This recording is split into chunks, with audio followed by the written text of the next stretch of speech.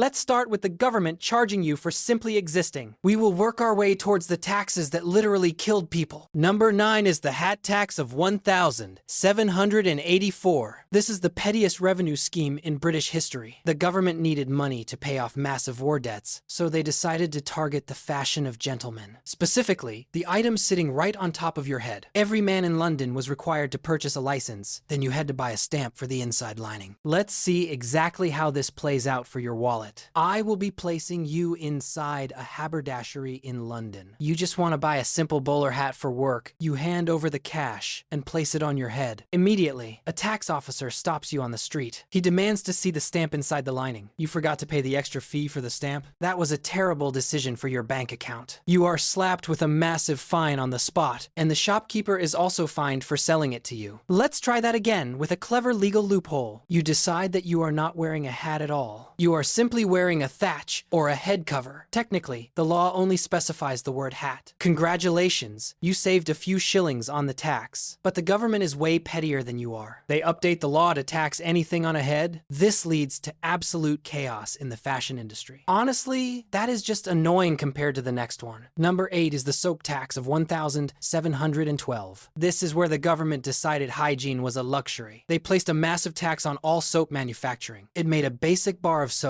incredibly expensive. The goal was to squeeze money out of the clean. Let's see what happens to a human body without soap. You are now a peasant living in early industrial England. You have been working in the coal mines all day. You are covered in grime and toxic dust. You go to the market to buy a bar of soap, but it costs more than your entire week's wages. You decide to just rinse off with some dirty water. That was a fatal decision for your health. Bacteria and lice begin to thrive on your skin. You contract typhus and die a slow, painful death. Let's try that again with a black market strategy. You decide to brew your own soap in the basement. You think you can scrub yourself clean in secret, but the government has anticipated your little plan. They have sent soap police to patrol the streets at night. They bust down your door and inspect your pans. The pans are actually locked shut by the tax man. You are arrested for the crime of wanting to be clean. This tax lasted for over 140 years. It literally caused Britain to be the sickest nation. But at least you knew when you were dying. Number 7 is the clock tax of 1,797. This is the tax that broke the concept of time itself. The government decided that knowing the time was a privilege, so they taxed every single clock and watch in the country. 5 shillings for a clock and 10 for a gold watch. Let's see how this affects your daily schedule. You are a punctual business owner with a pocket watch. You rely on it to open your shop on time. The tax collector arrives and demands his annual payment. You refuse to pay for a device you already own. That was a bad move for your social standing. You are forced to sell the watch to pay the fine. Let's try that again by relying on public clocks. You figure you can just check the clock at the pub, but the pub owner doesn't want to pay the tax either. He has taken the clock down and hidden it in the cellar. Nobody in the entire town knows what time it is. You are late for work and miss every meeting. The entire clockmaking industry collapses in under a year. Thousands of craftsmen are out of a job instantly. The government realizes they have destroyed the economy. They repeal the tax, but the damage is already done. People just stopped caring about being on time, but losing track of time is nothing compared to this. Number 6 is the wallpaper tax of 1,712. This is another brilliant idea from the British government. They noticed that poor people were starting to buy wallpaper. It was a cheap way to cover up cracking walls. So naturally, they decided to tax it by the yard. They demanded a shilling for every square yard of paper. That doesn't sound like a lot of money today, but back then, it was literally days of wages. The government saw decoration as a punishable luxury. Let's see how this affects your home renovation project. You are a builder trying to make a living. You have just purchased rolls of beautiful floral paper, but the taxman stamps every single sheet you own. The cost of your project has just tripled instantly. You try to pass the cost on to the customer, but the customer laughs in your face and cancels the job. You are left with piles of expensive taxed paper. Let's try that again with a creative loophole. You decide to buy plain white paper instead. The law specifically says printed, painted, or stained paper, so you hang the plain paper on the walls first. Then, you sit there and hand paint the patterns yourself. Technically, you have avoided the manufacturing tax entirely. But the government catches on to your little art project. They expand the law to cover mixed media walls. People eventually just gave up on decoration entirely. For 100 years, British homes were bare brick. The walls were cold, damp, and incredibly depressing. It was a miserable time to have eyes. If you were caught evading the tax, it was bad. The penalty was 20 pounds, which meant financial ruin. You would be thrown in debtor's prison immediately, but at least the government didn't touch your face. Number 5 is the beard tax of 1,698. This is where things get personally invasive. Tsar Peter the Great of Russia went on a trip. He visited Europe and saw everyone was clean-shaven. He decided that beards were backward and unmodern. He wanted Russia to look more like the West. So he waged a literal war on facial hair. Let's see what happens when you try to keep it. You are a traditional Russian merchant in Moscow. You have grown a long, magnificent beard for years. It is a symbol of your religious faith and status. You try to walk through the city gates today, but a beard inspector stops you with a pair of scissors. He gives you a simple but terrifying choice. Pay a massive fine or lose the beard right now. You refuse to pay because the tax is insane. He takes out a dull, rusty razor blade and he dry shaves your face right there in the street. You are left bleeding and humiliated in the mud. Let's try that again. With the premium subscription, you decide that your beard is worth the money. You pay the tax, which is a fortune for you, and they give you a heavy copper coin called a beard token. It has a picture of a nose and mouth on it. It literally says, the beard is a useless burden. You have to wear this token around your neck constantly. If you are caught without it, you get shaved forcibly. Peasants were charged 2 kopecks every time they entered a city. It became a literal toll booth for your chin. This tax lasted for nearly 75 years. But paying to keep your hair is one thing. Paying to avoid a painful death is another. Number 4 is the Cowardice Tax, or scutage. This is exactly what it sounds like. In the Middle Ages, kings needed knights for war, but a lot of knights preferred staying alive. Going to war meant buying horses, armor, and weapons. It was expensive, and you usually died of infection. So King Henry I introduced a special fee. You could pay scutage, or shield money, to stay home. Essentially, you were buying your way out of the draft. Let's see how this destroys your bank account. You are a wealthy landowner with a nice castle. The king announces a new war in France. You have zero interest in dying of dysentery in a ditch, so you happily pay the tax to the crown. You sit by your fire while your friends die. That sounds like a pretty good deal for you. But then, King John takes the throne in 1199. He realizes this is a great way to make money, so he starts demanding the Cowardice Tax every single year. Even when there is absolutely no war happening, it became a yearly subscription service for not fighting. Let's try that again with a refusal to pay. You tell the king that there is no war to fight. You refuse to hand over your hard-earned gold. That was a fatal mistake for your political career. King John seizes your lands and your castle. He declares you an enemy of the crown. He raised this tax 11 times in 16 years. It got so bad that the barons eventually revolted. This tax was actually one of the main reasons for the Magna Carta. It turns out people hate paying for imaginary wars, but at least that tax didn't come from a toilet. Number 3 is the Urine Tax, or pecunia non olet. This is where government greed gets disgusting. The Roman Emperor Vespasian needed money badly. Rome was broke after a civil war and the Great Fire, so he decided to tax literally everything he could find. His most famous tax was on public urine collection. Back then, urine was a valuable industrial chemical. Laundries used it to bleach white togas, and tanners used it to soak leather hides. Vespasian put a tax on the buyers of this urine. Let's see exactly how this transaction works. You are a poor laundry worker in ancient Rome. You need gallons of urine to clean the senator's clothes, so you go to the public latrines to collect the supply. A tax collector is standing right there by the pots. He demands a silver coin for every jar you take. You pay the tax for a jar of other people's pee. That is a humiliating way to run a business. Vespasian's own son, Titus, was disgusted by this. He told his father the tax was beneath their dignity. Let's see Vespasian's famous response to his son. Vespasian holds up a silver coin from the tax. He shoves it right under Titus's nose. He asks him if the money smells like urine. Titus admits that the coin smells like nothing. Vespasian replies, "Money doesn't smell." This phrase is still used by scammers today. It means profit is good, no matter where it comes from. But honestly, smelling pee is better than suffocating. Number 2 is the window tax of 1,696. This is the tax that literally stole the sunlight. The British government wanted to tax rich people more. They figured rich people had bigger houses with more windows, so they introduced a tax based on window count. If you had more than 10 windows, you paid extra. If you had more than 20, you paid a fortune. Let's see how this affects your living conditions. You are a landlord owning a tenement building for the poor. The building has 50 windows, so the tax is huge. You are too cheap to pay the government a penny, so you make a terrible decision for your tenants. You hire a bricklayer to brick up every single window. The apartments are now pitch black, 24/7. Let's see what happens to the people inside. You are a tenant living in this dark box. There is absolutely no ventilation or fresh air. Damp and mold begin to grow on every surface. You are breathing in toxic spores while you sleep. This caused massive outbreaks of typhus and cholera. It was called the typhus tax by the doctors. People were literally dying for the sake of a loophole. This tax stayed in place for 150 years. You can still see bricked up windows in London today, but at least they didn't cut off your head. Number 1 is the poll tax of 1,381. This is the tax that caused a revolution. King Richard II was just a teenager, so his advisors decided to tax every adult in England. It didn't matter if you were a duke or a peasant. Everyone had to pay the exact same amount. For a rich lord, it was pocket change. For a peasant, it was their entire life savings. Let's see what happens when you push people too far. You are a tax collector riding into a village in Essex. You demand the payment from the local villagers, but they tell you they have nothing left to give. You try to arrest a young girl for non-payment. That was the last mistake you will ever make. Her father smashes your head in with a hammer. The entire village rises up and kills your guards. This sparks the peasants' revolt across England. Let's try that again with a massive army. You join Wat Tyler, the leader of the rebels. You march on London with 60,000 angry peasants. You storm the Tower of London and drag out the treasurer. This is the man responsible for the tax. You cut off his head and put it on a pike. The peasants burned all the tax records in the city. They literally erased their debts with fire. The king eventually tricked and killed the leaders, but he learned a very valuable lesson that day. If you tax the poor too much, they will eat you. Honestly, we are sick of these taxes. We are going to live in a cave and eat moss. Good luck with the IRS.